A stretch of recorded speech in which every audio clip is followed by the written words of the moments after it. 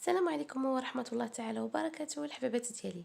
بالنسبة للكيك ديال اليوم هو كيك بالشكلاط يومي بدون دقيق، كيجي خفيف وطالع ولذيذ معلك وبنته لا تقاوم، سهل واقتصادي ما غيكلفكش ونزيدك سريع في التحضير.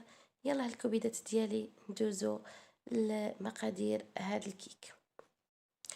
3 ديال البيضات بحرارة المطبخ، كأس حليب وكأس سكر سنيدة وكأس زيت، 2 معالق من الكاكاو، 2 خمامر حمر المجموع 21 غرام، وخمارة لافاني.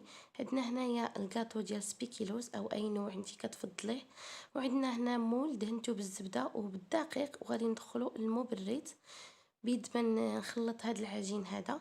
الحبابات ديالي بالنسبه للزيت عبرت هنا بكأس ديال العنبه.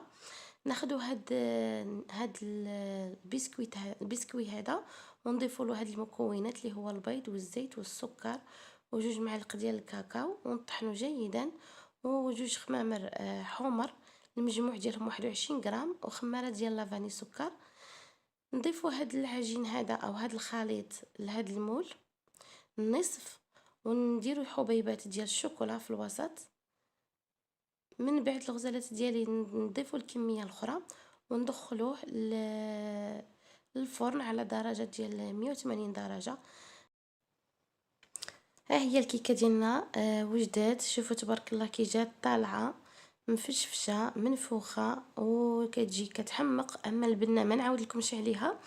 الغزالات ديالي بالنسبه للطريقه ديال التزيين لكم حريه الاختيار، كل واحد يزينها باش ما بغى.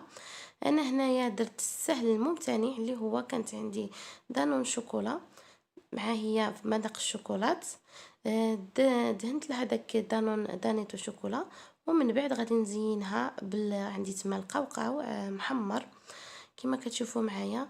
كتجي زوينه بزاف، لذيذه وسهله اقتصاديه، في الساعه تحضريها لوليداتك او لضيوفك وبالصحه والراحه. ما تنساوناش بالتعليق والاكسبلور والبارطاج باش يوصلكم الجديد، والى اللقاء الى فيديو قادم ان شاء الله.